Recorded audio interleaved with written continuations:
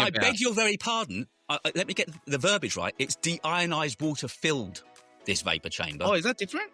No. I don't know. No, yes. It's After you finish using your steam iron, you can use the same water in your vapor chamber. Because, and then you go and fill the battery in your car. It sounds special. I swear it looked more special than the normal ones. Of course it is. I'll test it, man. I'm going to test it. Don't you worry. How are you going to test a vapor chamber? Let us in. I want to know. How do you test a vapor chamber? Welcome back to Minus 16, the tech and YouTube podcast that you look forward to every fortnight. And as you can see, this time around, once again, 3 has become 4 as we are once again joined by Samuel. Sam, how you doing, my friend? I'm good. Lovely to have you back with us. I remember last time when you came on, the first time I met you, I kind of thought, oh, we've got a shy, retiring one here. We're going to have to coax him out of his inner self just to get some excitement to him. You're a bit of a live wire. I think we can just let you pull the cord and just let you run, can't we? Yeah, I've got to calm myself down. The thing is, I have to be a bit quiet because I got the kids sleeping next door, so I can't be too crazy. Okay. I never heard you say kids, by the way. That's the first time I saw you referring to your kids as kids. You can say fuck babies here. We're not. They're not that anymore. That's the problem. You know, they've lost the baby weight. Yeah. They're skinny bababies now. What age are they now? I mean, they are part of your channel, aren't they? So how old are they? You know, they're part of your brand. 5 and 3 now. 5 and 3. So we have got quite a lot to go through, as you can imagine. Since we were last with you, it has been the Apple event that's come and gone. So we've got all that to talk about and go through. And it's pre-order day today as we record. So we're all sitting here thinking the moment we finish recording, we've got to get to our baskets and check out. There's that to talk about. Yeah, tell me about it. Tell me. We're going to talk about sponsors and how we're going to try and help cover the cost of this iPhone season and tech season in general. Alex has been to Germany to IFA. We're going to cover that as well and catch up with everything that's been going on in the last couple of weeks. There's been a lot going on. So where should we start? Should we start with the Apple event? You think is that as decent a place as any? I think so. Yes. Okay. From my point of view, the one thing I'd say about it, having watched a few events this year, it was better if only because it was shorter. That much I really like. 70 minutes, in and out. There was very little ego or vanity. They didn't do any of those silly sort of bloody Mother Nature skits. It was just in, out, gave us the details. I really appreciated that too, yeah. That because I kept on waiting for the iPhone Pro Max bit, and they didn't even cover that specifically, which I was surprised at. But again, I just thought, it got to 7:10 here our time, and I was thinking, okay, it's going to go on for another 70 minutes done. So that was good. I kind of learned some lessons there, I thought. Yeah. Let's talk about what they gave us. I mean, let's bring in Samuel and Daniel here, shall we? First of all, 100%. Well, no, not 100% Samsung anymore. Sorry, we can't say that, can we? What is your Apple TV and your MacBook? But anyway, I thought we were going to keep that a secret. I am sitting here staring blankly at him for the audio listeners. Yes. Well, okay. Let's talk about what you're about to order when we finish, then, shall we, Daniel? Mr. Okay. Samsung, what are you doing with your Friday? Come on. In the name of content, science, and to fulfill a sponsor requirement, right? I am having caveat. It's there. I am going to be purchasing and then swiftly 2 weeks later returning an iPhone 17 Pro Max. That old chestnut. Oh, that's how everyone gets into Apple, by the way, Daniel. Exactly. Yeah, it's the gateway. You're forgetting who you're talking to here. You're talking to Mr. Samsung, who, I've successfully created like a brand, at least in the last 2 years, of people hate watching my comparisons where I don't have the phone. So can you only imagine how good it's going to be when I actually have it, the hate watch? So you know what's going to happen, boys, don't you? He's going to find AirDrop between his Mac and his iPhone, and he's going to fall in love. I already have quick share from that to the Mac as well. Like I've already got that sorted out. I'm sweet. And Sam, what are you buying today, if anything? I am definitely going to get the Air to keep. Mm-hmm. That's a keeper, yeah? I've been holding on to this iPhone 13 mini for a very long time due to portability and whatnot. And the Air is basically portability. So I'm like, yes. And I'll get the Pro as well for content's sake and also for my wife to try out because she's a pro. So there we go. I can't show you the price at the moment because the minute we click on prices, just to show you how live it is, there you go. We are waiting for Apple to update their website. And also, talking about their website, it is all new because I came in at a very silly hour on Wednesday morning. I was here at 3:30 in the morning and I went on, we're just doing familiarity. I clicked onto their website and it was all different. I thought, where's everything gone? But anyway, when their website is up and running, it's much nicer now. But yes, so this is the phone we're getting. What's your thoughts on it, guys? Alex, what are you thinking about? Can I show you something about the Air? It's just a bit of fun, but I just thought I couldn't resist. I mean, I know it's been a couple of days already, but I'm not over the fact that they, almost on the same breath as they announced the Air, they said, because we came up with this amazingly thin phone, we've been able to develop this battery pack. It's like, what? But something doesn't stack up to me there. And they kept a straight faces like, there's got to be a skit, right? I'm like, no, it was actual. They showed the battery pack. You know what? It was pre-recorded though, right? Like it was a pre-recorded event. Yeah. So they were probably their 6th or 7th take, and they had laughed the first 5. Surely they must have done it. Must Did have been John Jonas laugh? I don't have that battery pack, by the way, doesn't work with the other iPhones. No, it's only purely works on the Air. Yeah, but something doesn't stack up to me because their specs are saying that it's got 27 hours of video playback, which is the same as the 16 Pro. So unless they know something we don't, that in everyday use the battery just tanks. I mean, their metric is always video playback time, and 27 hours is pretty damn reasonable. So why are they suddenly saying that you need a battery pack? Because it sounds like it should be okay. I mean, I think they said the size of the battery was. I think they know. I think they know that. Yeah, a lot of people will buy it because I mean, it is a gorgeous iPhone. I mean, it's probably the best looking of the range. It's got really nice detailing and everything. It's got it's a minimalistic sort of setup, which I think will appeal to a lot of people. But when you come to what people might do by mistake is ordering you think is going to be like a normal iPhone and realize very quickly that, oh shit, the battery, they're only getting 3 hours screen on time here. What's going on? They will need that battery. I think they realize that. I'm going to stop on that screen because I'm just know that somebody over in Australia is gagging to talk about the single camera setup. I might have watched your video. I might have sat here making notes of getting ready for you. So let's talk about this camera setup then, because obviously I made the point in my video specifically about the weight. And I think thin phones are great, but I don't think it's necessarily how thin they are. It's how they are in terms of their weight. And this phone, the iPhone Air, is 2 grams heavier than the S25 Edge. Mm-hmm. And I thought surely with that 2 grams of weight that they're added, there's got to be extra hardware-wise that this is carrying. But it isn't. It's actually functionally less hardware with that extra 2 grams. Like it's a smaller battery. It's got a single camera versus 2 and a smaller screen. I'm like, I just don't know where that extra weight has come from when they're offering, like at least on paper. Paper, it doesn't sell phones. We all know that. This will sell more than the Edge. Unfortunately, this is going to sell more because it's an iPhone launching it, not Samsung. And it seems as if Apple have put a bit more thought into this versus Samsung making the Edge in anticipation of Apple making this. That's pretty much what the Edge effectively is anticipation. And Samsung, with their hardware prowess, can make something that good that quickly. No doubt about it. And I feel like the S26 Edge will be a bit more thought out next year.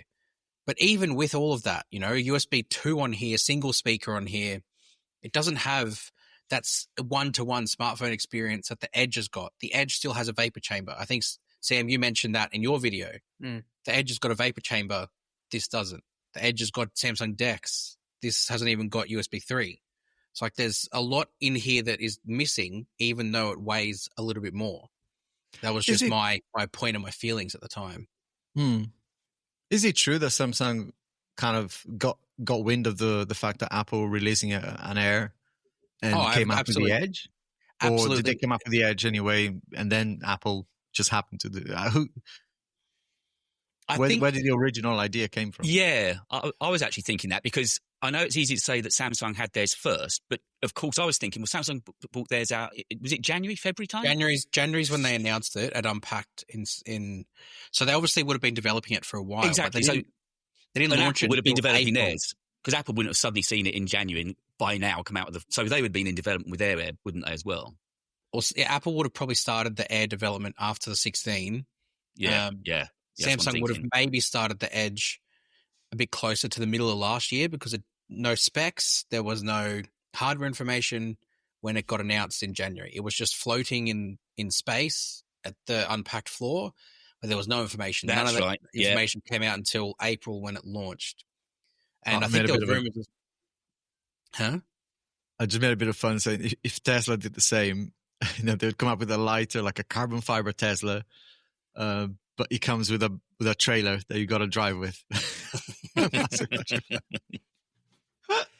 That's pretty good. Yeah, that was just my point, is that, Apple made it look shiny and, shiny titanium frame, and spoke about, fusion camera. They're very good with their marketing speak. And I think you've got to look past that marketing at some of the things that they say and realize that, this is just like the Pro Max. This is just a 4 times optical zoom camera with 48 megapixel. Like, countless brands have done this before, but they make it sound so shiny and polished and like, this has never been done, when it's just really another version of 5 of the same cameras that have already come out. And I know, Sam, you said you're buying it. Are you buying it because you actually think it's going to be a decent phone, or are you buying it just for a business sense? Here's the thing. I think my purchasing like consumer products these days is a bit different to if I wasn't a YouTuber, if I wasn't a creator. I think there's a big difference. Like, because I know I've got access to 7,000 Android phones, I've got access to phones with millions of cameras. So it's like, I don't feel like I'll be left out of the single camera. But for a normal consumer, they're not going to buy 6 phones. They're going to have 1. So for them, I think it'll be a different mindset of, okay, I really don't use the camera much. I just want something elegant. I'm going to pick up the Air. But for me, it's kind of like, I like having an iPhone and an Android in each pocket. And my current iPhone of choice is the 13 mini. And I always wished it had always on display. I always wish it had 120 hertz. And I don't want to get the Pro phones because it's just clunky, big, heavy, right? And they just came out with the Air. So for me as a content creator, it's like, this is perfect. It's iOS. Yeah. It'll probably be better battery than the mini. I'll test that. But I think, that's my thought process. As well as I'm a sucker for things that look good. So, and the thing about the camera, though, I mean, the speaker, I think you can almost forget, insofar as most of everybody listens to content with some sort of AirPods or whatever, don't they? So the single speaker, I don't necessarily think is an issue. And the camera, again, for the sort of person that's going to be picking this phone up, isn't it going to be a point and shoot? They just want to take a picture of what's in front of them right there. They're not going to go through the menus and find all the pro settings. Isn't it just literally a grab and shoot kind of a phone/camera anyway? I honestly think this is the first time Apple's like, I know who we're selling to. I think they've really segmented it and said the pros are really for pros. Like, we don't give a crap. It doesn't have to look pretty anymore. We're not going to go for the most top, feel, how it feels. Like, we're not going to go for that. Aluminium, because it's the best heat. It's a heat sink, pretty much. And they made it a unibody so that it's now, this is going to be incredible with a vapor chamber and an aluminium body. It's going to be no other. Yeah. It's going to perform like no other iPhone before it. But it's only going to appeal to the pros because it kind of looks a bit, weird. Like, to me, I feel like it's more function over form.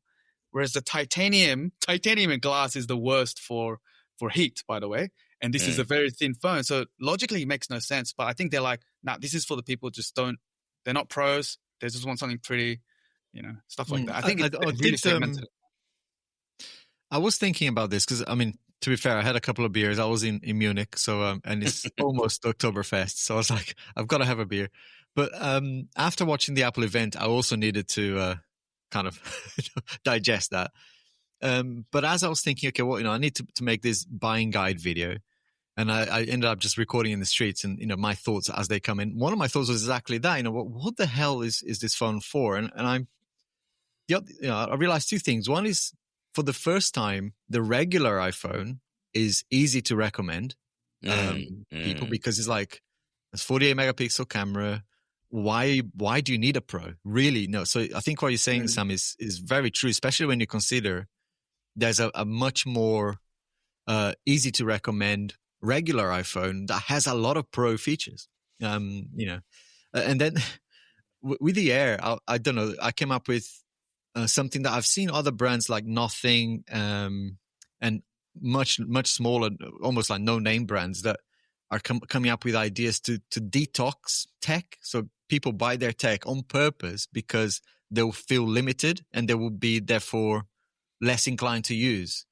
So I think there's another mini segment in there that people who want to like maybe either as a second phone for the evenings or whatever, or as their main phone to just actually not be using so much because it's so limited. And I think the 16E did that job as well. I don't know if it was planned or accident, but a lot of people are using it as I can only do so much with this phone, and therefore I'm not stuck to it. It was kind of like Sam was saying, I've been addicted to that 16E. I've taken out so much more than my Pro Max. So I only take the Pro Max if I know that I might need it as a backup camera. But any other time, that 16E is gorgeous. I've never had such a small, light phone. Ever since I've been doing this stuff, it's always been the big, heavy, clunky phones. And suddenly, to have something that was small, compact, light, and did everything that you want to do day to day, nav and music and podcast, it's fantastic. And the battery is virtually unbreakable. I mean, it just goes on. And that's because, interestingly, the Air is the most sort of iPhone of all iPhones because it's all Apple chips. You've got the 19 Pro in there. You've got this new N1 chip, their connectivity chip for better Bluetooth and so on. And also the new iteration of the C1 modem, the C1X, which they're clearly lining up for the Pro phones soon, I'd have thought. But yeah, I mean, that's why I can't work out this battery pack thing because everything about it smacks that it should be decent. And when it lands, I'm actually going on I've got a sponsor which we're going to be talking about in just a moment. But so I'm going on a trip anyway, and I'm going to use it for a 2-hour drive, sat nav, and just see how it lasts. Stream music, use it in the car. I would bet that you won't get like 4 hours screen on time on that. I'd be interested to see. That's what I'm going to be testing. Apple spoke about the density of the battery, right? Which is exactly kind of what Samsung did with the Edge. They added that density into the cell, even though the capacity is more. It's like dense with power a bit. I'm not a battery technician, so that's just stuff that goes straight over. Took some hair with it when it went over my head as well. But the point is that maybe they're confident, or they spoke about confidence about the battery because of that density. But to get people who they know will be thinking, oh, it's thin, it must have leak battery, they're selling it only for Air battery pack to people who they know will just buy it. Whether they need it or not, they're going to buy it. Oh, so it's extra bucks, whatever. Yeah. It's extra bucks regardless. Whether the battery it needed that battery pack or not, they're selling you $100 battery pack just to cure your anxiety, right? Even if it doesn't be needed. I think it's hard for us to wrap our head around because it's not for like us. Like we know what you're getting. Like I said, if I wasn't a YouTuber, that's not the phone I would get. If I had to get one phone, Yeah, but you see, the Edge could probably fill the gap because it still offers you most of Samsung's Ultra experience minus the telephoto camera. Oh, you know what bummed me out, but like this whole time, because it's got the A19 Pro titanium, and I'm like, oh, okay, it's the upper class. So this whole time, I thought it was going to have the 17 Pro main sensor.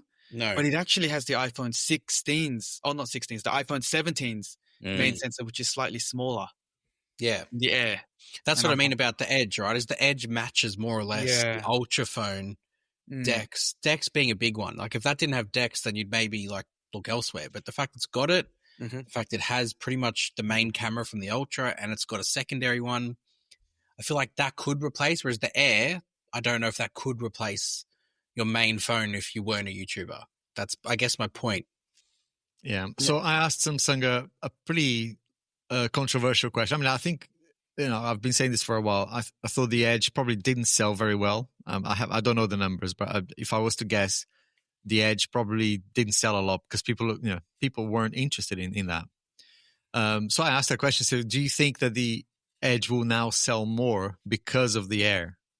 And, without confirming it, they reckon that is the case because, people will look, whether we like it or not, whether, love or loathe Apple, their marketing is amazing, right? So when they put something out in the market, it will get attention and a thin phone will probably generate, more searches towards, okay, what's the alternative? And there is only one at the moment. If my views are anything to go by on my Edge versus Air video, that video has gotten more views than any of my Edge videos on their own did.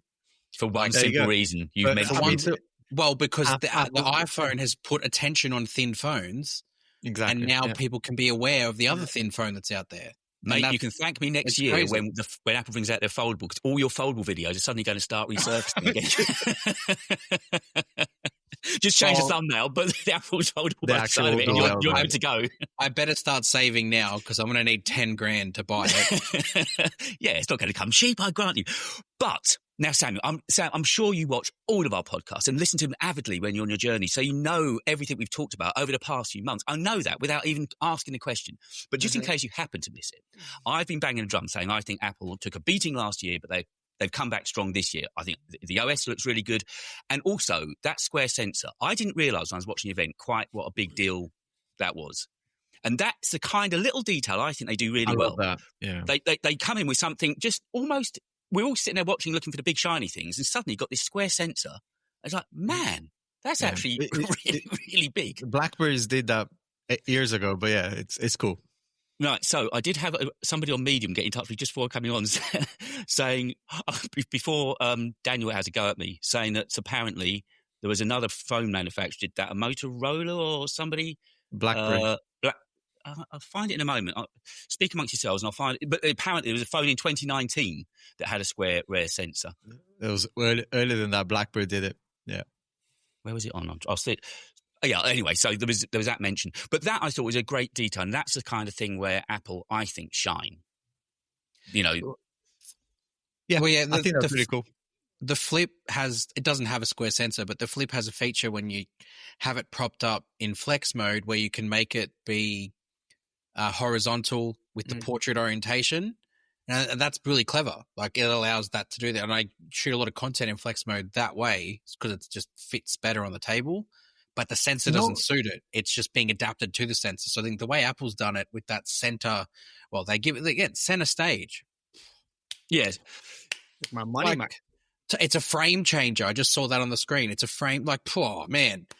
Pay the marketing team whatever they want. Put the check on the table, write whatever number they want, and just sign it because that sells the phone. That sells the phone. You know, cynicism aside, I'm all for that. But I was wondering if there would be. I don't think Apple will allow it, but given it is a square sensor, are we saying we could do stuff like in camera? Sam, you probably know this more than I do, but in camera language, you have the ability to sometimes shoot, Opengate. Opengate, yes. So does that mean we can do Opengate on this phone with a selfie? That would be incredible. But someone has actually tried, and they said they couldn't use the full. So they couldn't get a frame where it's just a square. But I assume, but knowing Apple, they might not allow it. But I assume like other apps might be able to tap into it. Yeah, because on the Pro, you can do that now, right? Even with the 16, you can kind of use the full sensor with an app, which basically gives you Opengate. But that's cool. I think Opengate's been a buzzword this week because it's been a big camera week, wasn't it? Nikon have released some cameras, Canon have released some cameras. It's been a huge camera week as well. I mean, for content is awesome, right? Because you shoot one shot and then you can cut it without losing resolution in vertical or... Carl St. James, somebody that reads me on Medium, said it was actually worth mentioning that Motorola sold an Android device, the One Action in 2019, that had a square rear sensor to take landscapes. I'm not trying to knock Apple. I think this year's lineup is fantastic with something for everybody, but I'm just getting into you before Daniel rips into you on the podcast. Thank you, Carl. I didn't even know. So there you go. So apparently...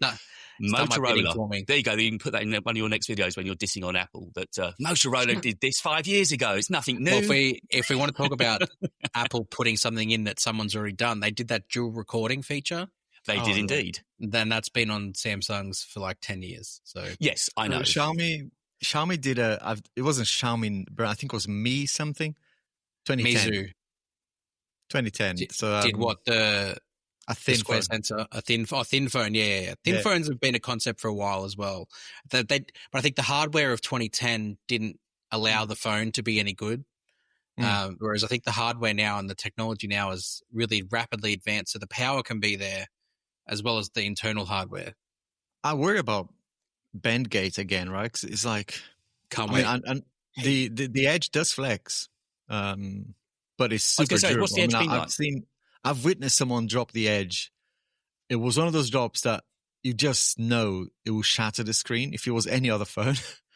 But yeah, he picked up from the floor. I was like, holy crap. I mean, we're in a restaurant and the whole restaurant stopped. They're like, that smashed it. Not, you know what nothing. You know what I'm more curious to see other than Ben's stuff is the anti-reflective coating on the iPhone. Anti-reflection, yeah. I really want to see how it compares to the Ultra. And I know it's on all 4 of their models, which got to give them props for doing that. I said in my videos that Samsung's biggest failure this year was not putting that coating on every phone.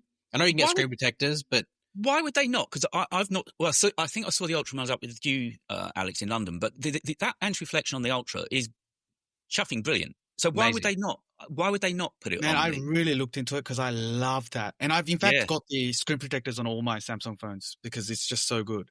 But apparently it's like a thing that they've got, a deal that they've got with Gorilla. Corning. Sorry, not Gorilla. Corning. And maybe it's only made for them or something like that. I don't know. Just for the Ultra. It's not as easy as Samsung's got control of the whole thing. It's not like that. I think it was like some sort of agreement that you got to wait till that dies out before they can start. That's why other phone manufacturers can't even do it because Samsung's got the exclusivity. But it's weird that the exclusivity only extends to the one phone series. Like it's just an odd thing to not be widespread. They could have put it on base models, could have put it on FE, they could have put it on Edge, but tablets as well. I mean, it would have made sense a lot on tablets. Well, they have a different version of it on the tablet. The Tab S10 Ultra and the Tab S11 Ultra both have it, but it's different. Yeah. It's not the same. It's not the Corning version. It's something different.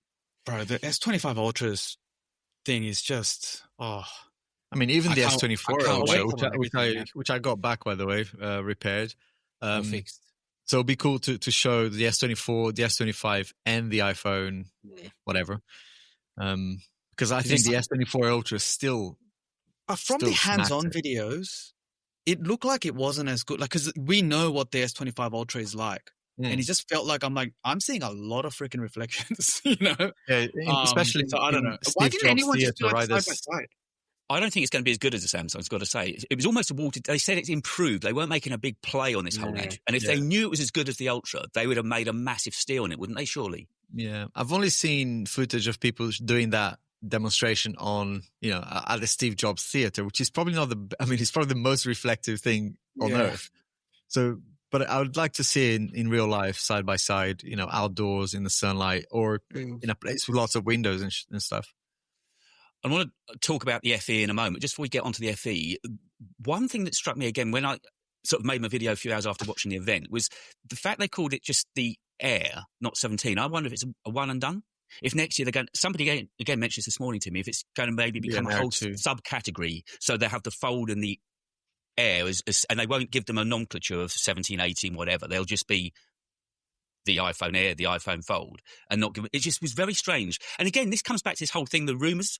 All these rumour cycles that think they're so clever. Nobody came up with the square sensor. Nobody got the name right, that it was going to be the iPhone Air, not the 17 Air, which proves my point. Apple let out exactly what they want the rumour. Even Gurman only gets what Apple really want him to get, I think.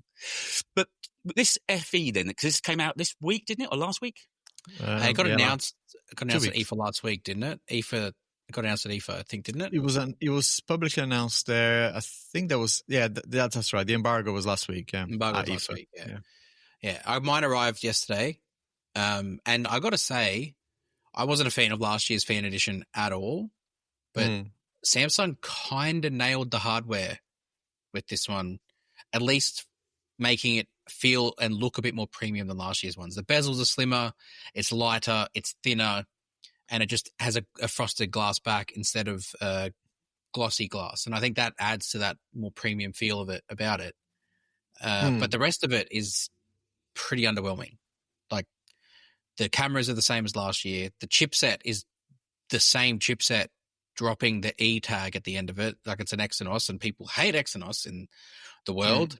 And I don't know, It's got a foot in both camps, a foot in a really good phone camp and then a foot in, well, this is an A series. Like it doesn't quite know where it wants to sit. It's a bit confused. Yeah. My kind of initial feedback, and I said this to some people, which probably wasn't a popular comment, but I said, like, that's too many devices. Oh, man. Like, so cut down the number of devices. And the same goes for Xiaomi and others. There's just too many. right? Just the consumer must be like, what do you want me to buy? And they're so like fractionally different. Like, how can I recommend the FE when I can go back to last year, S24 Plus, and that's still an amazing device for, similar pricing, or even the S25 Plus, if you spend another £100 or whatever. I find it really hard to recommend that because of the price, a little extra bump, and you get a Plus device. In Australia, there's a $600, $700 price difference between this and the Plus. Like, this is $1,099 for the 128 gig, and the Plus is $1,899 or $1,849. So there's a huge disparity, right, in price. That's crazy. At its base price. And I don't really think for the Plus you actually get that much more. It's the same capacity battery, same size screen, similar camera setup, should be just ultra wide, right? 50 megapixel and 3 times. Then they both don't need to exist. One of them would exist. Can the Plus and have the Plus be the FE? I'd say. I think next year the next year the lineup looks to be S26 Pro, S26 Edge, and S26 Ultra, and then the FE I guess will be smaller. Pro will be the smaller one, and then the Edge will be the middle one, and then the Ultra will be the Ultra. And the Ultra is due to be slimmer and lighter again, still have the S Pen, but no change to the cameras. At least that's what it's been leaked out and rumored at the moment. But yeah, Samsung's lineup this year was too much. There was way too much crammed in, and it just confused everyone. I think everyone's confused. I think you're right. Then there's the A56, which is like not far away from this as well. Like, they're very close in range. I actually love that design as well. The design on the A56 is actually better, I think, than the squared off. I agree. So we've spoken, there's quite a lot of other things to cover as well. So we've spoken quite a bit about what we've seen this week at Apple and what's happened with Samsung in the last couple of weeks. Let's talk about how we're trying to fund it and pay for it, because I'm about to become very poor. Let's not, because I'm pretty sure that there will be one or two tablet fans in there. Let's not gloss over the fact that, similar to the phones, I think there's too many like yearly releases of tablets. I mean, the S11 Ultra, awesome tablet, thinner, amazing screen. Jesus, that's an incredible screen. But the S10 is still amazing. The S9 Ultra is still amazing. It's like, I've still got the S9 Ultra. Yeah. I think the Samsung is like trying to just solve problems with just releases. Like, if there's a gap in the market, if there's something that's not there, like let's just put a product into that segment, and hopefully it plugs the gap that we're not competing in. It's too much. It's too many. Exactly. And as a segue to the money conversation we're going to have, who's buying? Let's say, and if you want to buy I think a 1 terabyte S11 Ultra is £1,800. When the when an M4 MacBook Air exists, I know, Dan, you always said that's one of the things you've never understood really about Samsung. It's just this scattergun approach. You can't even keep up with it. It's just suddenly you wake up and there's a drop. There's a new product. Well, we had the Tab S10 Lite launch a few weeks ago. Earlier this year, the Tab S10 Fan Edition launched. Like, why do we need a Lite and a Fan Edition of the Tab S10? They don't need to coexist together. You just need one. And for me, it's a very confusing lineup, their tablet range. And I don't think this year's release warranted enough of an upgrade over the Tab S10 Ultra. I also don't like when they released it. Like, I feel like launching it just after a Fold, when you're trying to pitch the Fold as this phone and tablet replacement, again, is confusing. You could launch the Tab S10 Ultra alongside the S series at the start of the year and have it be pitched as, here's your slab, here's your tablet, bang, they go together. Yeah. And then your foldable launches standalone at the end of the year with wearables and be like, fold, watch, that's all you need. But I feel like they just don't quite know how to be switched off. They always have to launch something. There's always a product. They're always scrambling. Something needs to be out at every point of the year. So it just boosts those numbers, or I don't know. I really don't understand it anymore. Like I used to, but now it seems a bit, like you said, scattergun. It is crazy. Yeah. So funding, and it's kind of, I think the angle we're going to take is how we balance what is quite a busy season with also making content for sponsors, which isn't necessarily organic to our channels, but helps us, pay the bills, buy the gear, because we're all buying this gear, most of it. So how are you guys approaching it? as to how much sponsored content you're putting out and how much you're taking the dollar, as opposed to actually making core content that you know is going to please the viewers and hopefully get you good traction on the channel? Sam, go on, Sam. You go first, Sam. Yeah. I said this last time, which was, I don't know how long ago. Was it like 6 months ago? Too long. It was like, 6 months ago. I was like, I don't know what I'm doing. And I thought by now I would know. It was before you're famous. Yeah, before I was famous, before people recognized me. We all came off that podcast thinking that guy doesn't know what he's doing. We all came off with that one unanimous thought, thinking he's pissing in the wind. He's got no idea what he's doing. I still think he'll hit a million subs within the next year. I'd say, I guarantee it. So have you got content lined up then, Sam, from sponsors, or how far in advance have you got? I do. So the iPhone, the iPhone sponsors come in maybe 4 months in advance. And so what I do is I do a bidding war, and I go, send it. And then I actually try them all, and I go, this is my favorite, and this is my favorite. And then I make them bid. And then whoever pays more, pretty much, because I'm like, I like these guys and I like these guys. And they'll just fight. And then, So that's kind of what I did last year. And I did that for the 16 Pro. And they even funded a friggin' movie. So I was like, all right, cool. But, this year around, I kind of did the same thing. So that way the product that I'm, being sponsored by, it's something that I actually like, but that's just iPhone. No one else books in that early for any other product or brand or anything like that.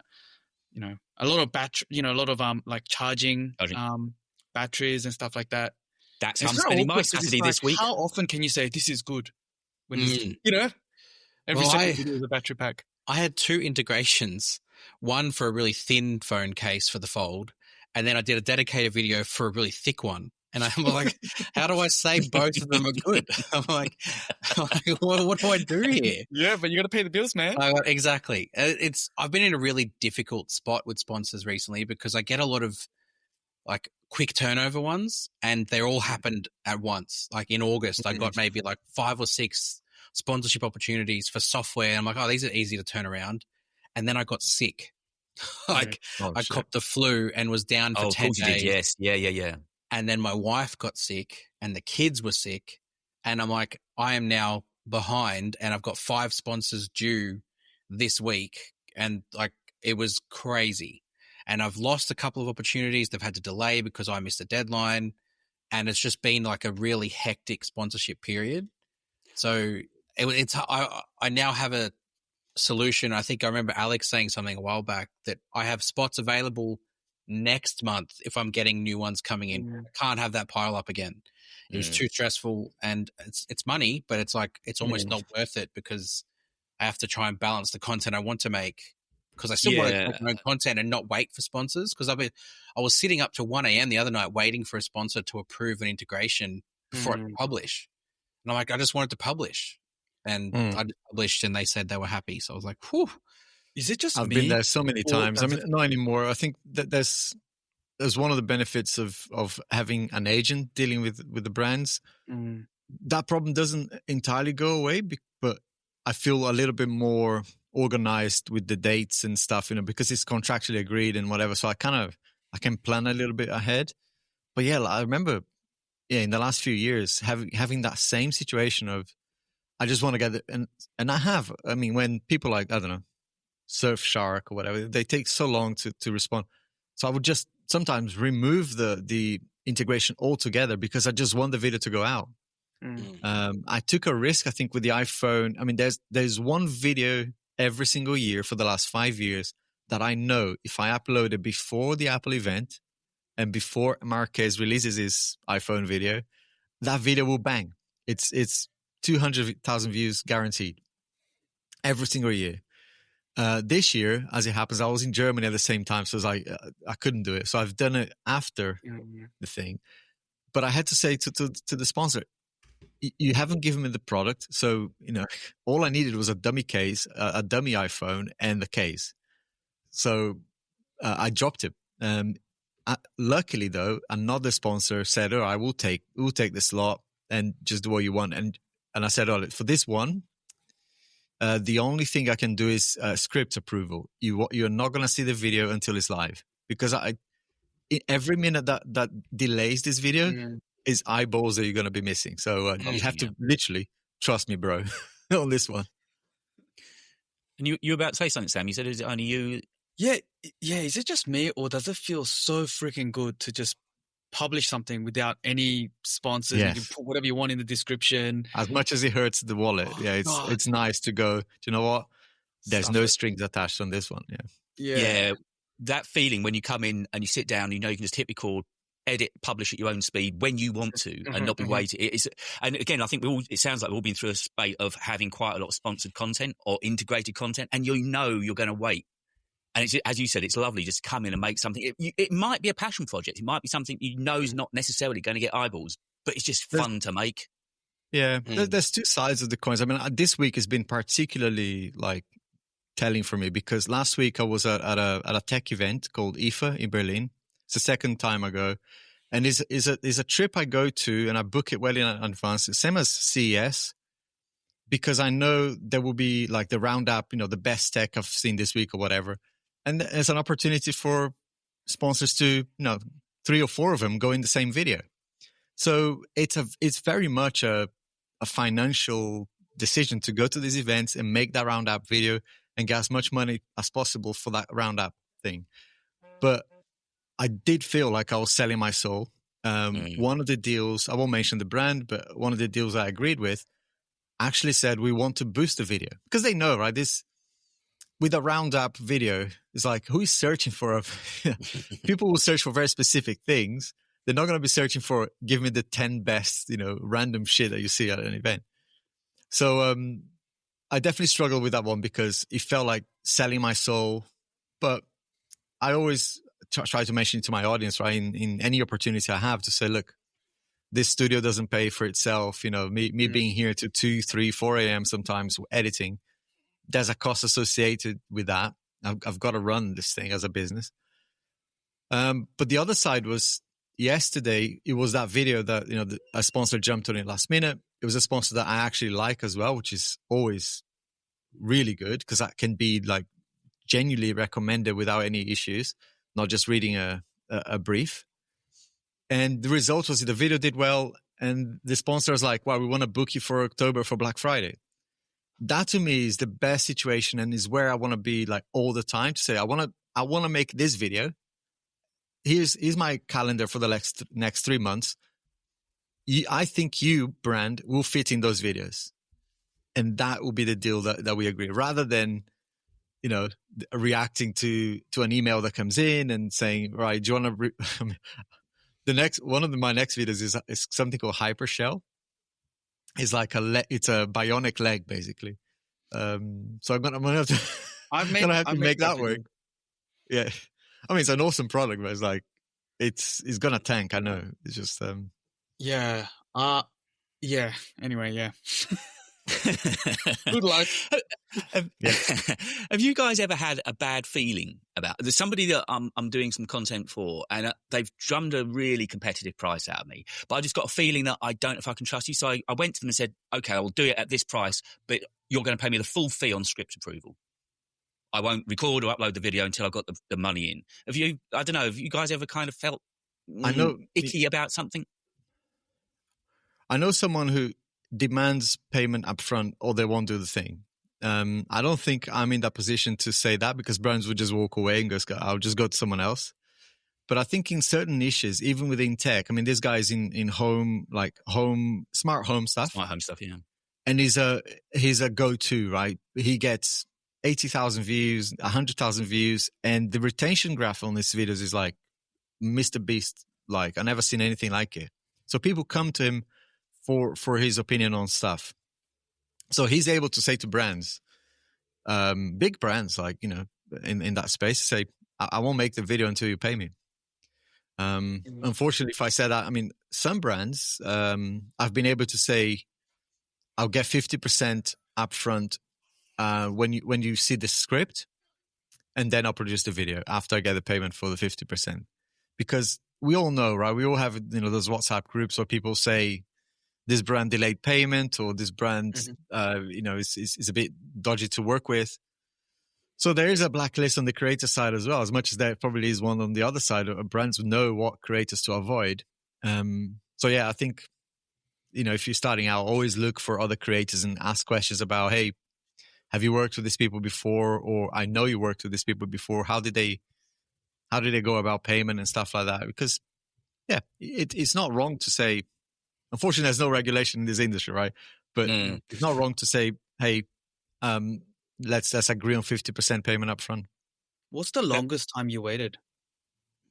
Months. 6 months, I think, was 6 months.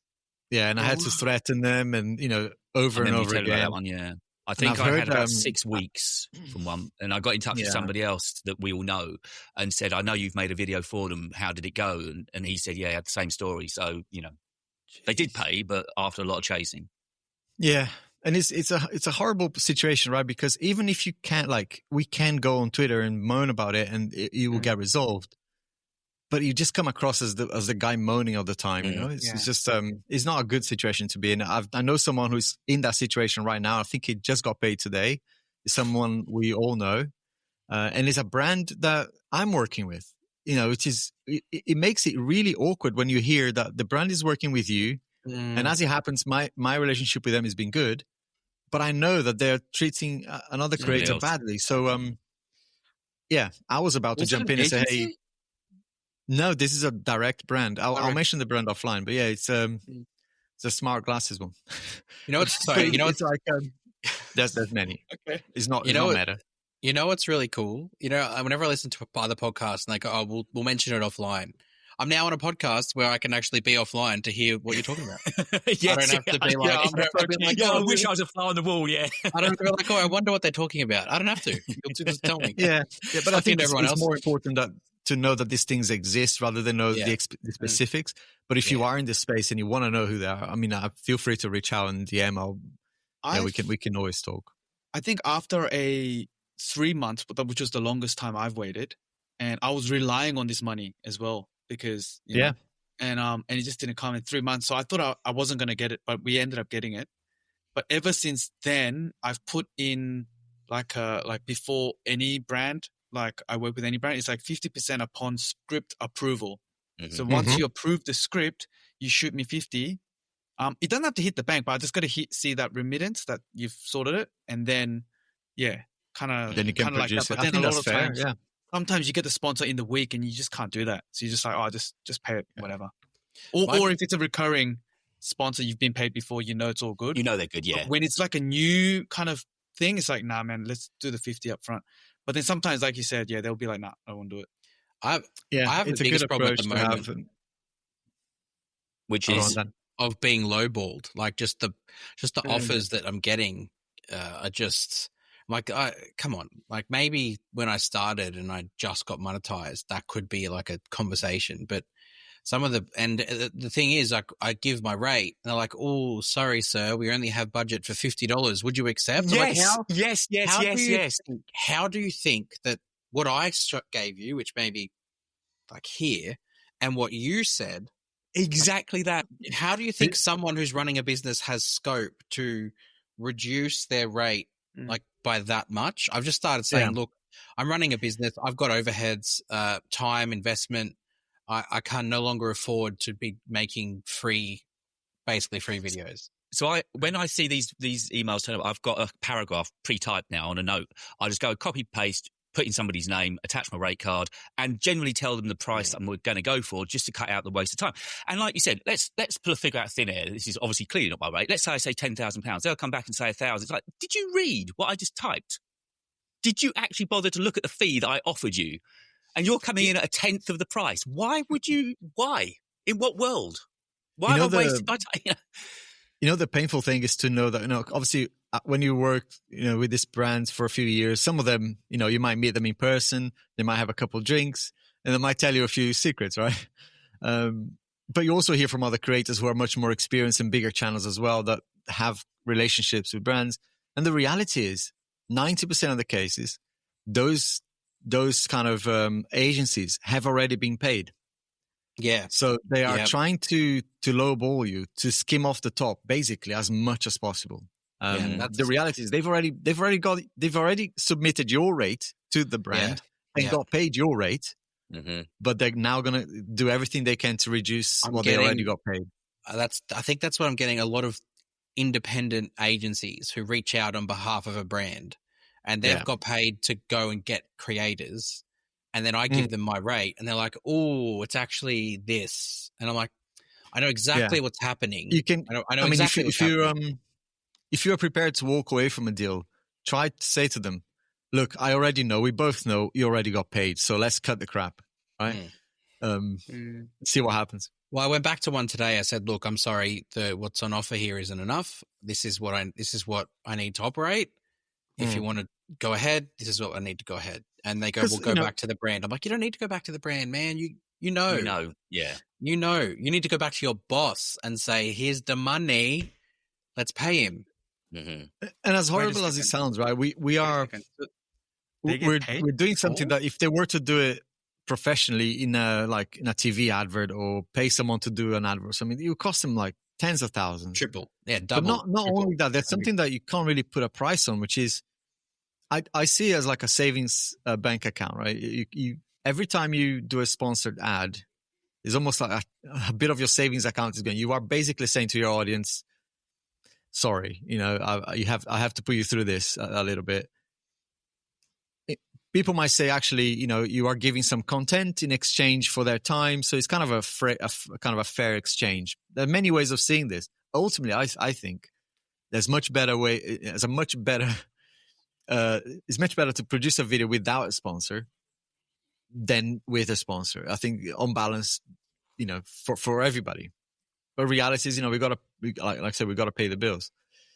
So, what the brands need to understand, whether they're small or big brands, is that you are putting your neck on the line. You are representing their brand. You are basically being the face of the brand for potentially millions of people, right?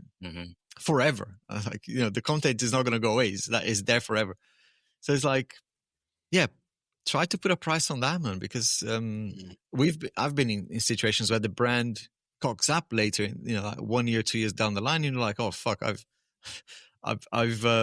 kind of sponsored, I kind of said that this brand is good, and now look at what they've done.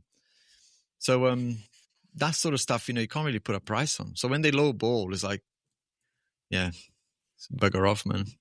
And a story that I popped up on screen a moment ago that Daniel, I know you mentioned in between our pods, was this Google case, which potentially is pretty big. Google One. Yes. They don't have to sell Chrome. And isn't it odd that kind of ChatGPT kind of came to its rescue? Because I think the judge was saying, well, now Google and Chrome have got competition. People aren't Googling as much as they used to. And of course, it also had massive implications for Apple as well, who pay Google, I think, is it 20 billion? Google pay Apple 20 billion a year, isn't it, to be their default? Life-changing money. That's what you can say. Yeah. So, I mean, this is potentially a big thing. It's just odd that an AI... Because do you guys still Google, or do you guys use ChatGPT to find information? I don't search anymore as I used to. I use Gemini a lot on the phone, or I got the Google search widget there. So I mix now. It's no longer just exclusively Google. Gemini is Google anyway, so it's the same. The thing with AI is they're not quite there yet. So for example, I was traveling a lot last week. Information's not accurate yet. It's not accurate, and it's not as good, right? I mean, if you type on Google, for example, that you want to travel and you want to know the best hotels and restaurants around that place, you get really decent results. If you try that with AI tools, it's so bad. It's like you get some recommendations, but then you go into the places like the place is closed, or it's just not up to date or whatever. So sometimes it is better to use Google for certain things, but if it's for like research, I'd say AI tools are better now. Where are you on that? I use all of them: Grok, GPT, Gemini. I've got my kind of user case feature for whatever I'm doing. Your stack. Isn't that what it's called? Are you guys using video generation tools at all? Have you played with any of those? I've not gone there yet. No.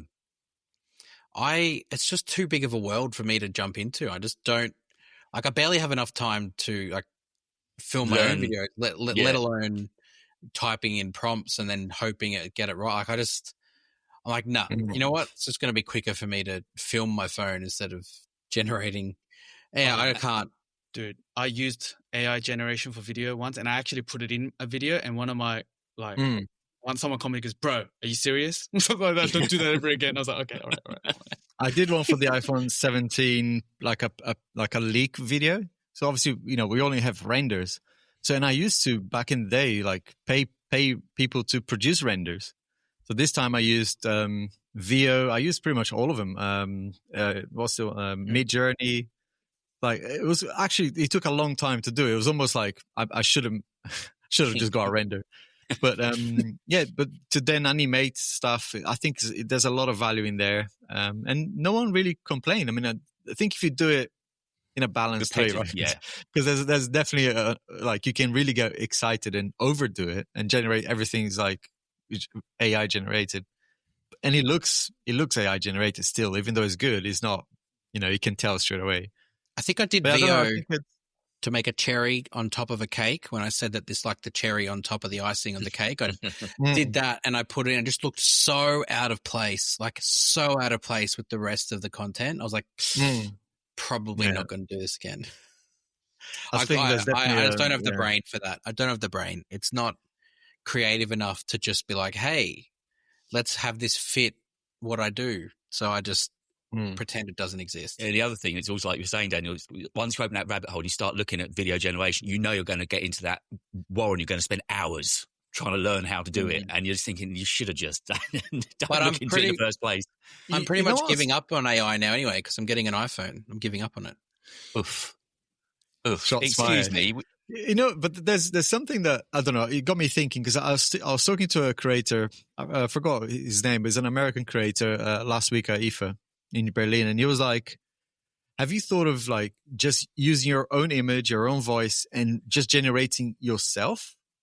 And I'm like, no. I mean, I did that for my Brazilian channel to just generate like a phrase in Portuguese, and it came out amazing. I mean, it was basically better than I could have said. But to generate an entire video of me, and I said, have you done it? And he showed me stuff that he's done. It was like, I couldn't tell the difference. So I don't know. There's an efficiency question, but there's also like,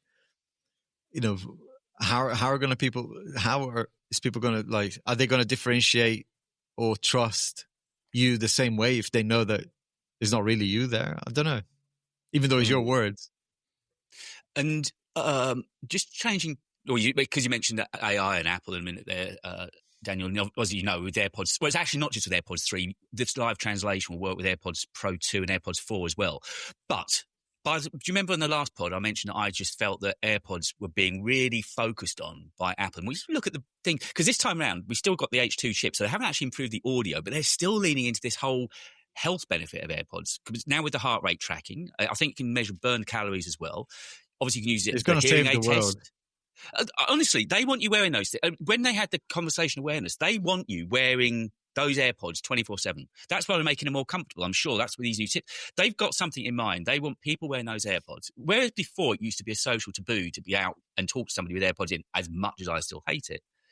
It's kind of becoming a social de rigueur now. And Apple have got something in mind with AirPods. They're just leaning so heavily into all these I know features. You said that before. I don't know. Would it shock you to learn that the Galaxy Buds have had live translation for a couple of generations now? No, it wouldn't. It's just not many people use them. But this is the thing. I guess this goes back to the iPhone Air argument: is that nothing exists until Apple makes it. Okay, I'll spin that around and say they did create the earbud genre. No, they didn't. Okay, who came out before AirPods? There was Samsung's Gear Icon X were about a year before. They were before AirPods, but I think there was another brand even before them. But before Samsung. So what became the biggest selling? When did people suddenly realise that we could have these wireless? When it's Apple the Apple effect, but they did it right. They didn't create the segment. Okay, they did it right. Same with the mouse, right? Xerox had the mouse like because the Icon X had heart rate monitoring when they came out, and it had 4 gigabytes of internal storage. So it's like that whole concept has existed, but again, it doesn't exist until Apple does it. That's kind of, I guess, not what Android users get upset about, but they look at what they do and the marketing that they put out there. It's like, but don't you guys realize that you said you didn't care about this 10 years ago, but now all of a sudden you do? Like there's like the 120 hertz on the base iPhones, the 17. We don't care about 100. We don't care about 120 hertz. Oh, look how great these displays are with 120 hertz. Like the Apple effect has this weird manipulation over people's brains where they only care about it when they're told to by Apple. But if Apple don't tell them, they don't have to listen to it. This is a point that Alex made before, though, when he said that the tech world needs Apple to be there, because once they do it, everybody suddenly pays attention and then will follow in its wake. So the reality. Apple have announced live translation. People will now perhaps start using that feature more on other buds as well. And when the foldable comes out, there's other foldables available, not just an iPhone. They have that. Apple, love them or hate them, when they make something happen, the world takes notice and realizes, we can do this now. The only, kind of to flip the coin a little bit, is it's annoying that we know Apple can do so much, right? And they probably have a huge backlog of things that they could give us. But it was only like 2020 when, it came public that they were just doing good enough, because they don't want to, kind of push kind of the goodies too quickly. So, and I think to your point on AirPods, they might have some thinking around maybe using that with some sort of Vision Pro setup. I don't know, man. They probably have a better smart glasses in the pipeline that would completely remove the need for both the Vision Pro and the AirPods. Well, yeah. So I think the kind of the problem with Apple is that they could be even better. They'll be even amazing, more like I don't know, visionary, if they actually delivered some of the stuff that they've got planned, and instead of holding and drip feeding us. If you think about the features on the iPhone, right? How long must they thought about, should we do 120 hertz now or next year? Let's do it next year. I have a theory that when Tim took over, he made Apple more money than ever. But I think because money was the main goal, innovation is a bit risky. Because if innovation flops or it doesn't work out, whatever, you could actually lose more money. So when Tim finds something that's safe, he'll just double, triple, make 6 versions of it. You know what I mean? Like, I think what's interesting? He would make stuff just to make cool stuff, and that's when you get the innovation and the world-changing stuff. Yeah. What's interesting about what you said about innovation is risky? I watched the Nothing CEO, Carl Pei. He's quite good on YouTube. Like they make review. I watch his stuff too. He posted a review this morning of the Z Fold 7. He went and used it, and there was a chunk of the review where they asked him, "Are Nothing going to make a foldable phone?" And he said no. He said the foldable market is so small, way too small, and for us to then go and R&D, which will be double the cost of the R&D, maybe even triple of a slab phone that we've made, for then it to sell. And he goes, "We'll sell nothing." He goes, "We won't even make any of it back. So what's the return for us? We're putting all this money into making a foldable, researching, developing it, hardware, and our buying power is much less than a Samsung. So we couldn't buy the panels for cheaper. We couldn't buy the chipsets for cheaper. So what's the point in us making it?" I feel like there's a Apple of, like you said, Tim Cook knows what sells and just basically makes the same version of that year after year with enough improvements to say, we made it better. And their marketing team does such a great job that they don't really need to even make it that much better than what it was before. And their marketing team will just take care of the rest. And it works. And you can't really argue with it. Like, you can't. How can I sit here with a YouTube channel with 86,000 subscribers say Apple should be doing this when they're literally making more money than the rest of the world combined?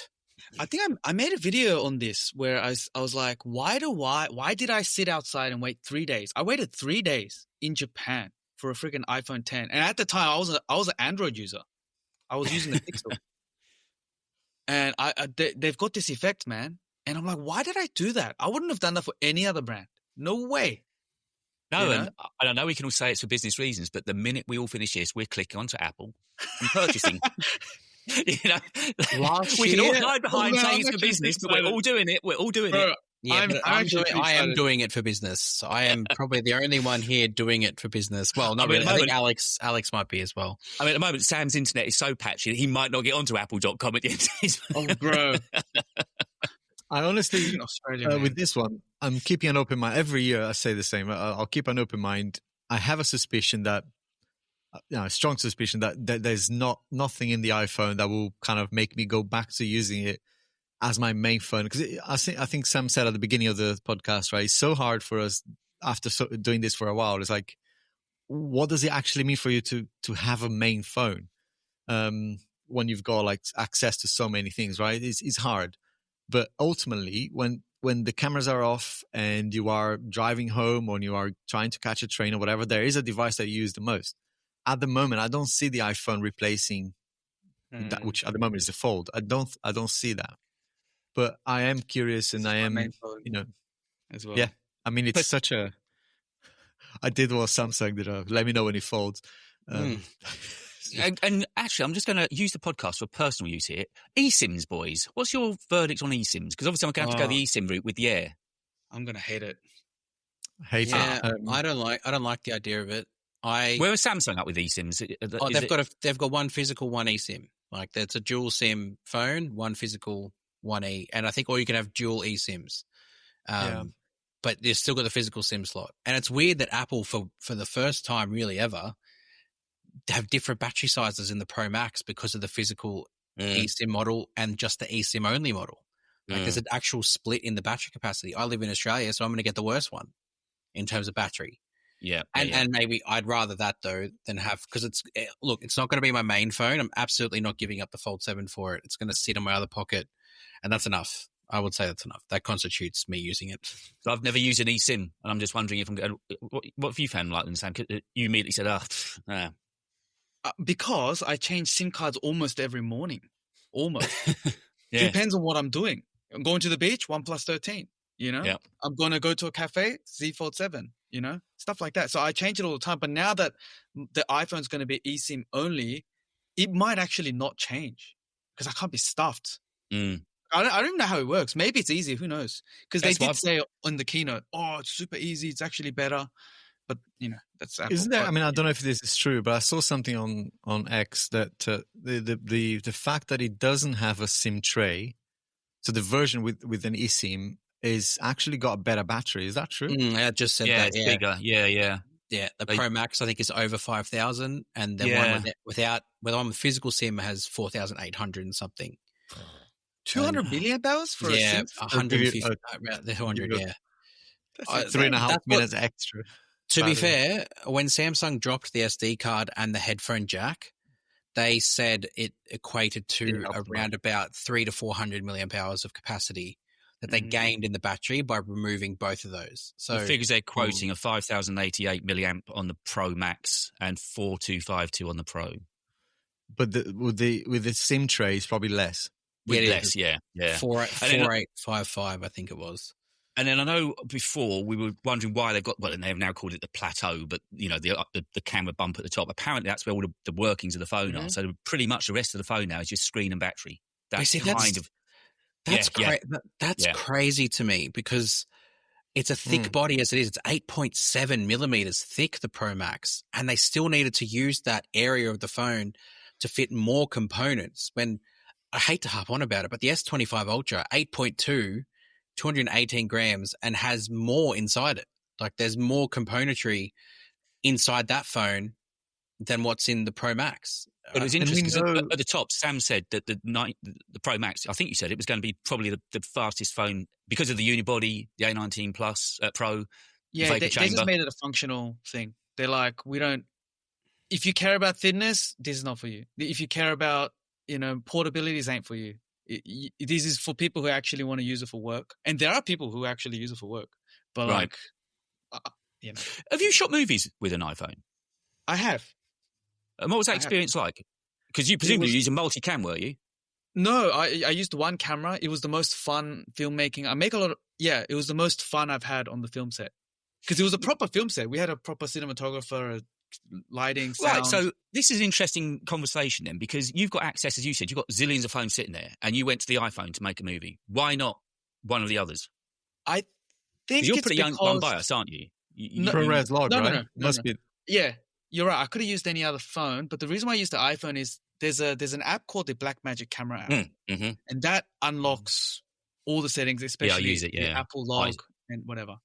And the cool thing is Blackmagic is available on Android, but the APIs or there's no actual, because there's so many phones they can't. And log wasn't available. I think. Yeah, I mean, at least the one I watched, was it the one with the black car in it? Yeah, you're being held ransom or held hostage or something. Yeah. Like I saw someone kidnapping someone and they were coming to me and I was running away. Yeah. I mean, I don't think at the time the S25 Ultra existed, right? With log. So maybe if that existed, I don't know even if that existed, would you have tried it or would you still go for the iPhone? Look, I think Apple markets it as a pro. I don't know what it is. Like if you're a creative, you get an Apple. I think that's the brainwash for video. It's always been ingrained, isn't it? That's what I wanted to. It's just great having you there because you can bounce off of Daniel a bit here, and that's every pro creative seems to still reach. And this isn't me trying to bang on that Apple is the greatest and best, but every pro creative seems to reach for an iPhone. And you've done the same. You made a movie. You went for the iPhone. You could have gone to Samsung.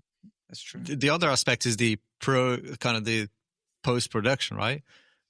It's a lot easier to migrate the footage into a Mac or whatever from the iPhone, even though you're probably recording to an SD card. SD, yeah. And now we've got this ProRes RAW. Does that appeal to you, Sam? Because ProRes RAW on a phone is ridiculous. That's why they need 2 terabytes. Yeah. It's a smaller codec though, isn't it? It's more compressed codec, but I thought it gave you more. It's the most usable RAW codec, so it's one of the smaller ones. But again, like it'll work like magic with the DaVinci Resolve. They've already released something, haven't they? Huh? Yeah, they've just released something, DaVinci. I saw it on Threads. They've already released That's a hub. That's the thing. See, when iPhone makes something for the creatives, all the DaVinci, Premiere, bang, they're on it. The apps, bang, they're on it. But like, I've got better hardware in my Xiaomi Xiaomi 15 Ultra. That's got a better. Every camera is better in there, but they got no support. I opened the Blackmagic app. You can't shoot low. You can't shoot anything. You have to use the default camera app. You know, those brands have to pretty much build that stuff for themselves. Like they have to build. Like Samsung had to build their own log to shoot in. Samsung built dual recording because. Like Apple had a director's view style feature. I thought Apple have invented that.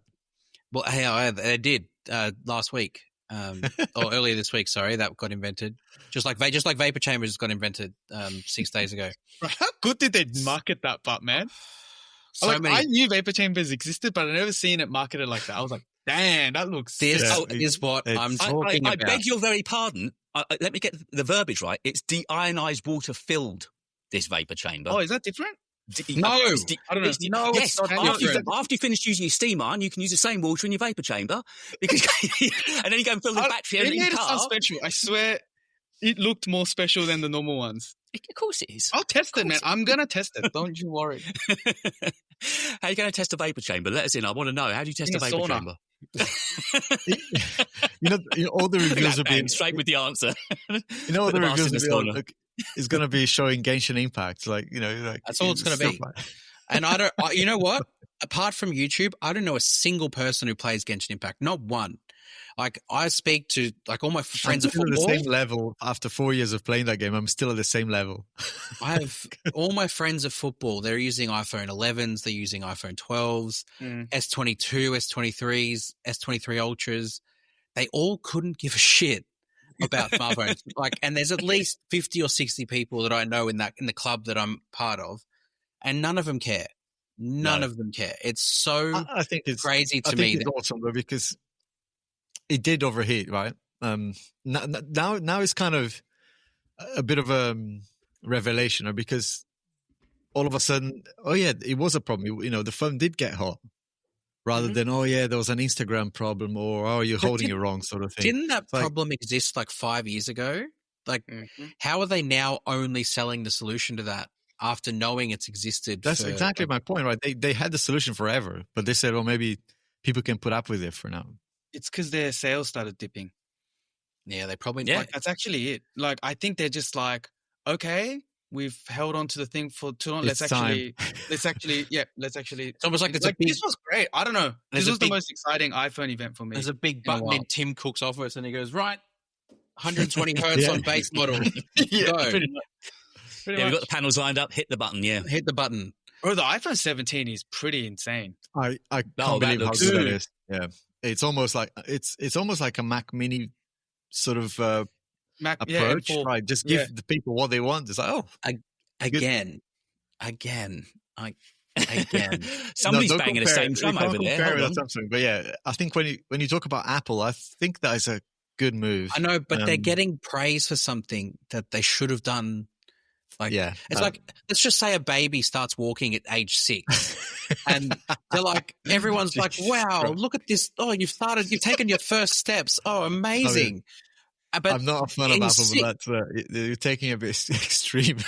He's 6 years old. He should have been walking at least 1. What are you clapping for? Daniel, I think that's part of the marketing, don't you think? Yeah, 100%. Because it's working. It's 100%. Look on Twitter, every Joe Blow, even Android people are like, oh, iPhone 17 is finally, yeah, 100% they are, because it's. I'm glad you didn't go the breastfeeding route, by the way. Yeah, I feel like can't say that as a man, but I feel like down here, the iPhone 16, like the iPhones, the base models have always been chastised and put shit on, but because they did what they had to, and like made it look nice, everyone's like, wow, like most improved award.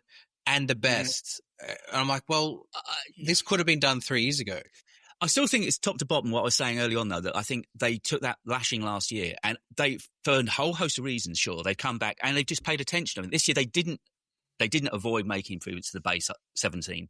They did make small improvements to all of the watches. They've kind of just do things all the way through just to bring it back to where it should have been, when clearly they were going through some sort of aberration. Okay, actually, this has been a good year. Ultra is another example. I think looking at the Ultra 3, I think that should have been the Ultra 2. Like, that's something that is improvement. The Ultra 2 is like literally the same thing. No, they got a new color. What are you talking about? New color and same battery, same everything else. Bro, why is there no black iPhone 17 Pro? You can see that coming though, right? That's... Yeah, and it's also that's probably the button. When sales dip, they go, boom.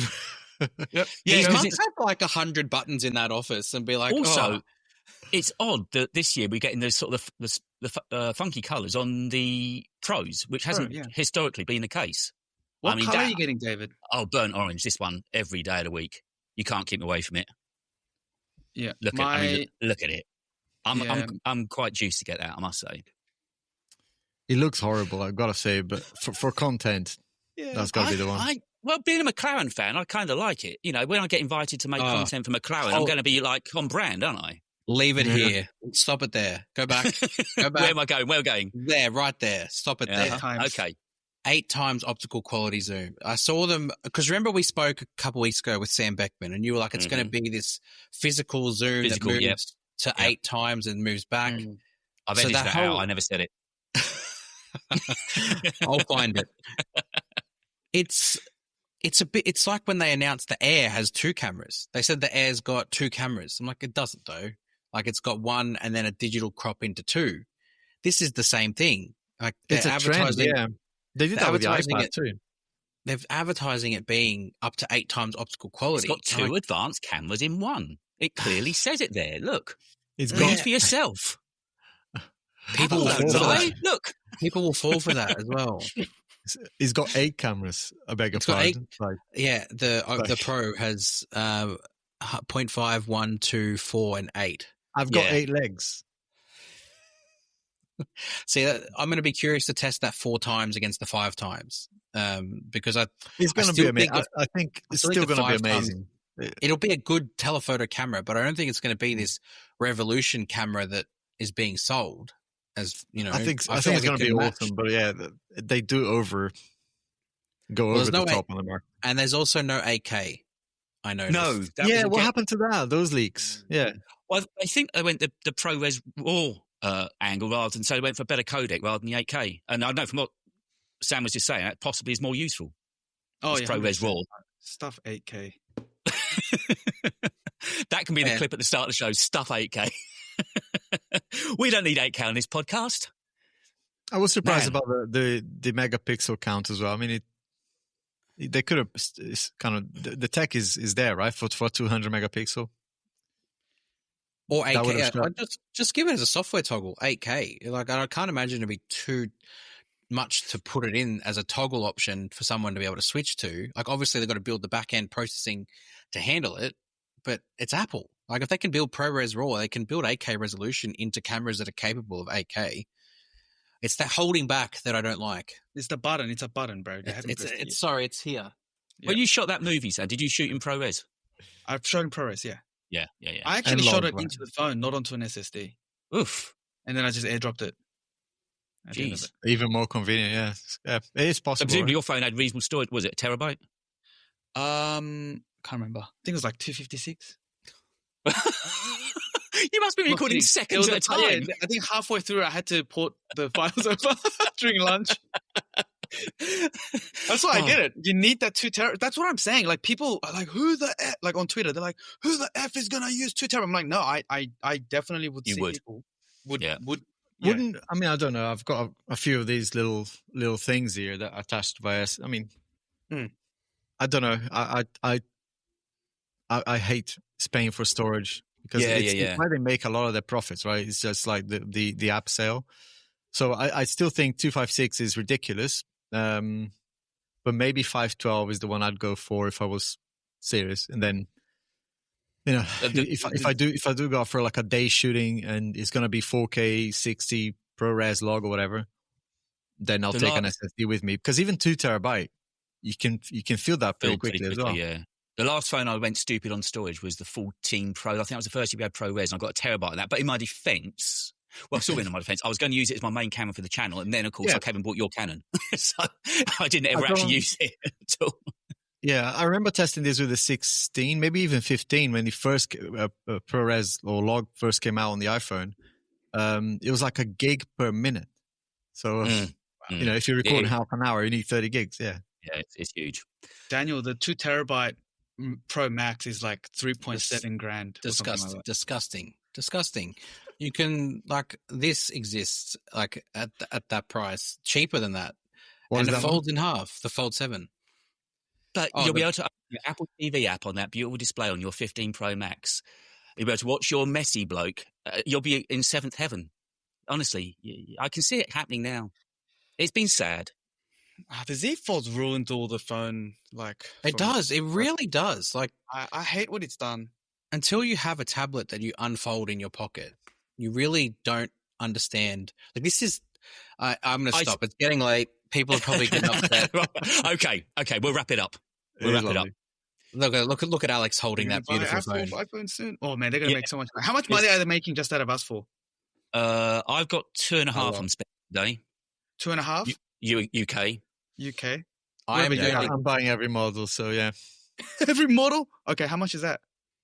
A lot. So, I'm not keeping all of them, but Pro Max, regular, and Air. Sheesh. So I got the Air, the Pro Max, and the AirPods 3. Now I'm getting the Air and the Pro, and Daniel's getting the Max. David, you should put up on the screen how much money Apple's been getting. I can't look at the moment, can I? Because it's still locked down. I just tried to check. I couldn't find it. No matter. 15 minutes, boys.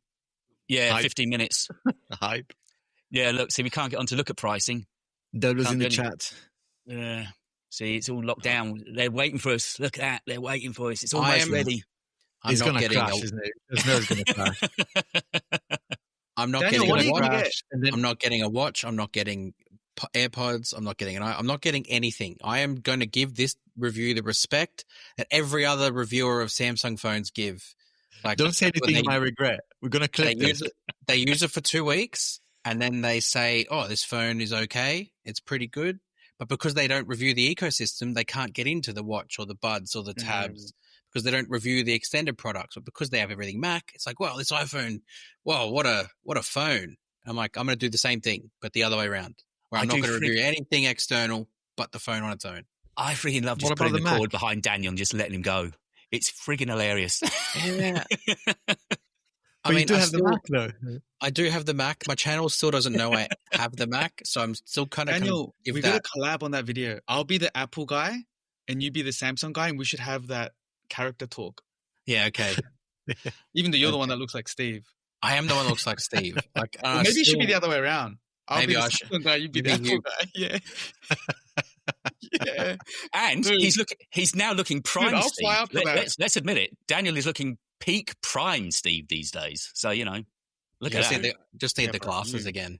Yeah, getting his union cards. Can you say it all works seamlessly? Can you repeat?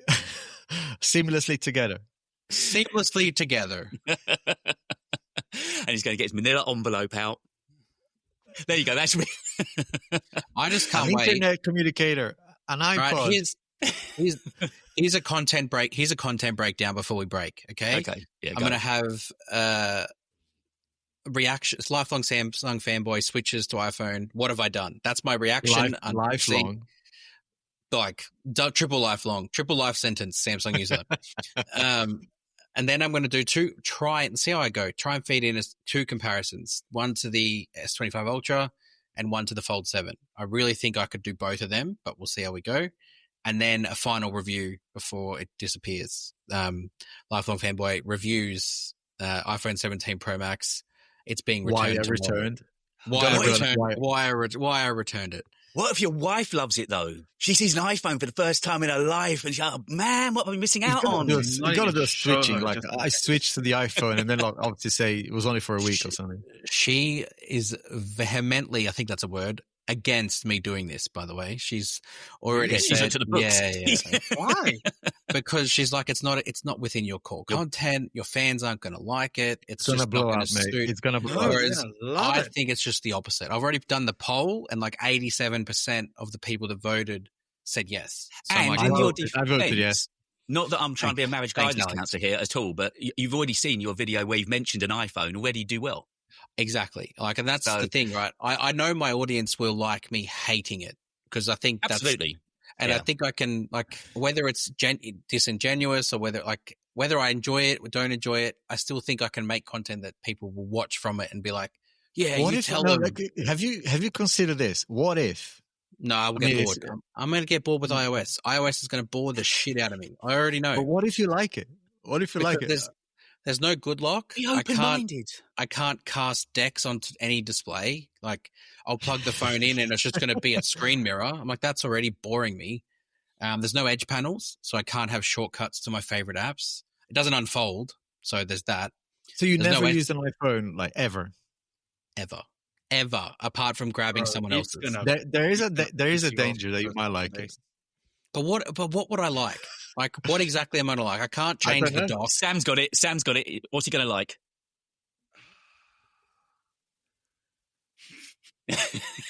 I can't change the grid size. You need it for a long time. You know what, Daniel? You're having the same effect I had when I first switched to Android. And in fact, I haven't fully, I mean, I guess I'm like 95% Android. But it took me a good 5 months to be like, I get it.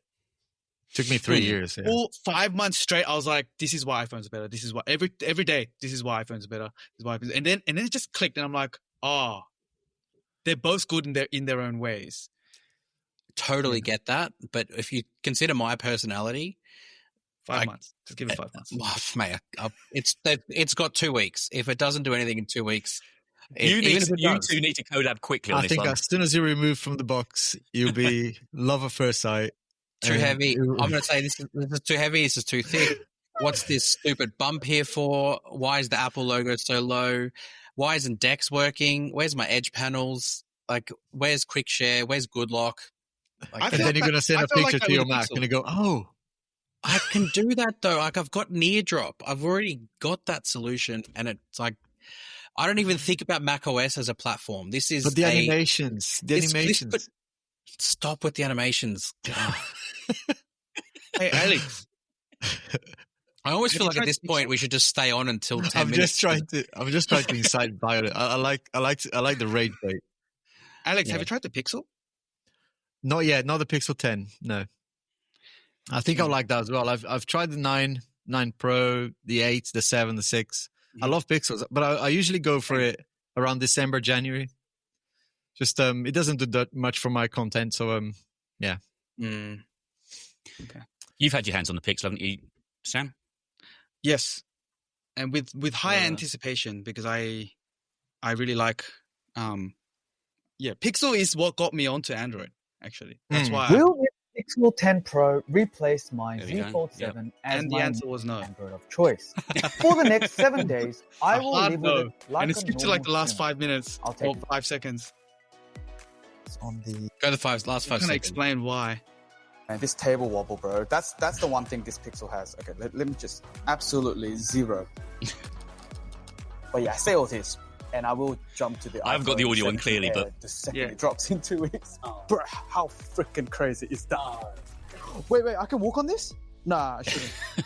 So this is very good for audio listeners. It is all on video. There we go. Right, so I think we genuinely are done now, right? Yeah, seemed like it. Yeah, let's get the checkbooks ready, boys. Yep. Okay. Thank you, everybody. I hope you've enjoyed our ramblings of 4 men about to be skint.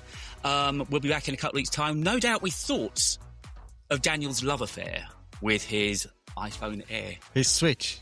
It's going to be over before it begins. I can see Sam's coming back with us. Say, see, bro, we were right. Thanks, everybody. We'll be back in a couple of weeks' time. Cheers off. Cheers soon. Cheers. Bye. Latest.